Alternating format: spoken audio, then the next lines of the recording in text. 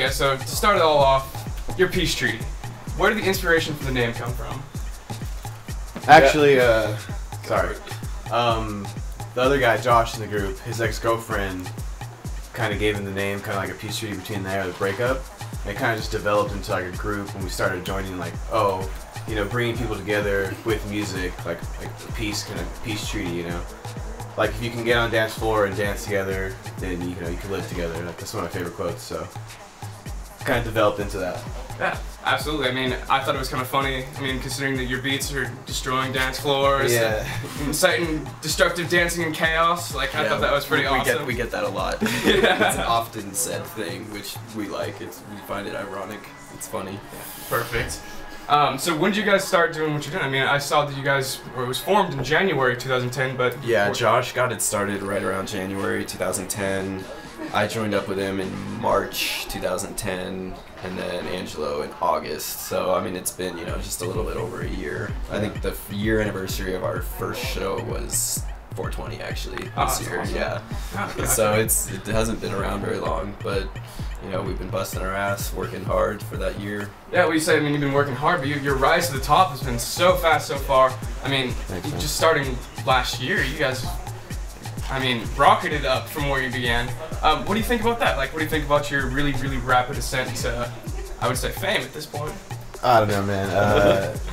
To us, it's not about that. It's just about, like, the fans we get. Like, we have the best fans, and we just try to make the best music for them, and, like, we're fortunate with our, our success, and we're just kind of keeping it real, trying to, at least. Yeah, we really, really, really appreciate all the support that we've gotten from our followers, especially in the LA area. We really, because with the gigs we started playing in LA, we're not, turn that on vibrate. The stuff we started playing was not much, like we started playing like these warehouse raves and little like 18+ dance clubs that, on Thursday nights and stuff like that. Like, so, we try to stay true to those roots and always, keep those kids like, in our thoughts when we're making the music and playing the shows. And, we always try to talk to them, continually, whether it's through Twitter or Facebook. Like, we always have kids who are surprised that we write back on Facebook, and it's like, why wouldn't we write back? Yeah.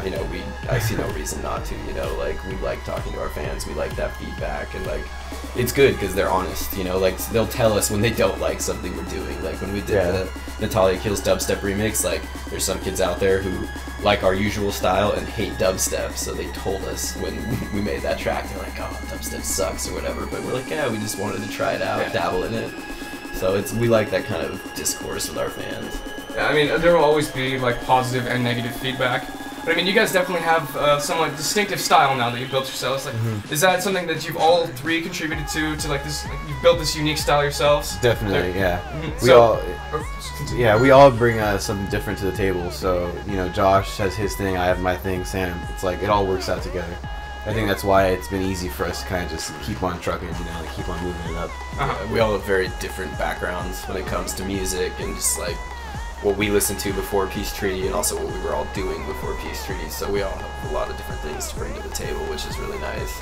Yeah, definitely a little bit of just like a uniqueness you get by combining three people. And I mean, on that note, like, how do you feel about working as a group of three people? I mean, as opposed to just say one or two, like, how do you feel about the group aspect of it all? It's definitely more efficient, because like me and Josh could work in, Sam could be gigging, or vice versa, So it's like three creative minds put together, and we can definitely get a lot more work done. So three people can also, we butt heads sometimes. I mean, obviously, if you're by yourself, you get to make all the, call all the shots. With us, everything has to be agreed upon, basically. So, that leads to some occasional, like, little minor arguments, but nothing that doesn't end up making the group stronger in the end. And I mean, I can imagine that the combined mindset of three people all producing one track really helps a lot, and it's like taking out the kinks and stuff, and also getting like the opinion of more than just one person. Yeah, I mean that's the hugest part about totally. More people involved. Like, oh, what does it sound like to you? Like I've heard the same thing for like an hour. I'm going crazy. Like, hey, that works. That helps the process up. And also, if you've got even one out of the three people who thinks that something is crap and they veto it, then that anything that doesn't get vetoed will be liked by all three of us. So hopefully those are the best possible things then.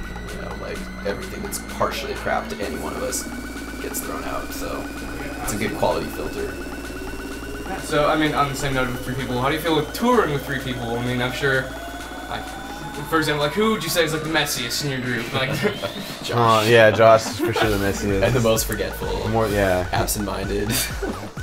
We actually haven't done a lot of outside of California traveling with all three of us. We actually have our first traveling gig with all three of us next weekend in Albuquerque.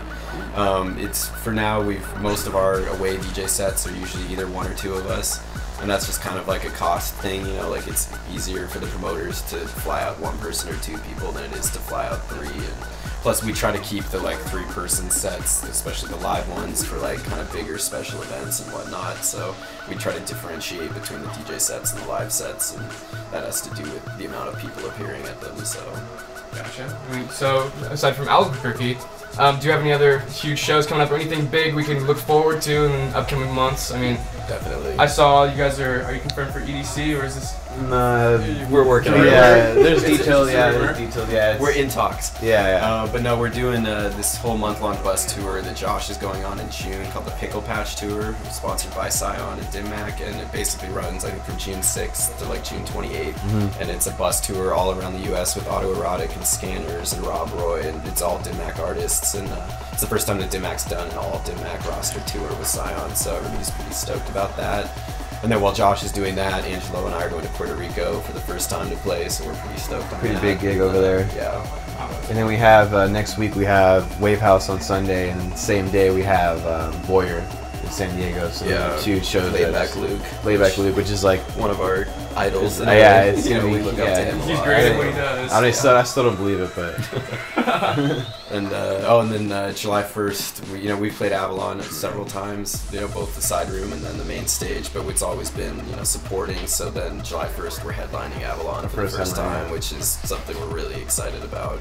Oh, yeah, that's very exciting. Yeah. So has DimMac gotten you pretty far and everything? I mean, I'd say DimMac is probably one of the most respectable record labels of our time nowadays. definitely in LA, yeah, in California. Yeah, They've helped a lot for sure. Yeah. You guys are signing along with like Mastercraft and the Bloody Beetroots and Yeah. of course Aoki himself. Those are pretty big names. I feel like everybody would recognize that. Yeah, a lot of support goes through DimMac because people are like, oh, these guys DimMac artists, so they check us out, and that helps for sure. Yeah, very cool. Well, as you said, a last thing. Is there any other tracks? Are you guys working on anything that you can divulge a little bit of information to us about coming up in the next few months? Definitely. We are currently almost done with our next EP. There's gonna be 2 tracks and a couple of remixes for those tracks, and some big surprises for them. Gonna have vocalists and some new stuff, new sounds. So It's pretty stoked. big remixers, definitely. Yeah, definitely big names for the remix. We've got a couple remixes coming out in the next few months too. We just finished up one for Whiskey Pete and Sportio, and then also one for DJ Fresh that we're really stoked on. That's coming out on Ministry of Sound. Yeah. That we're hoping is going to be a pretty big release. So Very cool. yeah, definitely some A lot of these big pretty releases tunes coming coming out, out. Well, Tunage. I'd probably speak for everybody. We're all extremely excited to hear So all your are we, man. upcoming work. You guys have risen so fast and so prominently. I'm really excited to see where everything's going to go from here. Thank you. So thank you so much for your time and your interview. Thank and you, man. Appreciate looking it. forward to the show tonight. Oh yeah, Thank looking you. forward. We're stoked to be here. Yeah, I mean, welcome to San Luis Obispo. You dig. Back,